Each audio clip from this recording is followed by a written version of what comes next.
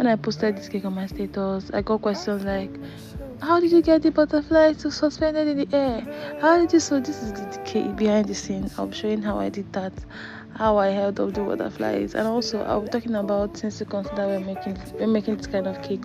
When ideally, if you want to make a 6 inches 2 layered cake, you use a 10 inches board. But for this one, I used a 12 inches board because I was considering the butterfly wings. It would be taller or longer than a 10 inches board, so I used a 12 inches board.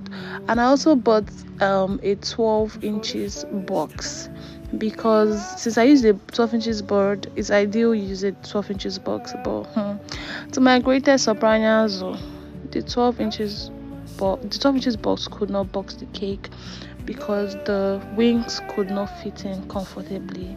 So I ended up using a 14 inches box to box the cake. So when you're costing, you have to factor in the excesses you would need to buy for this cake. The 10 inches box will not be ideal. The 12 inches board will be ideal, but the 12 inches box wouldn't be ideal. So these are things you need to factor in whenever you get an order to make this kind of cake. So I hope these my tips were useful and you can eventually see how I suspended the butterflies. We are open for the week.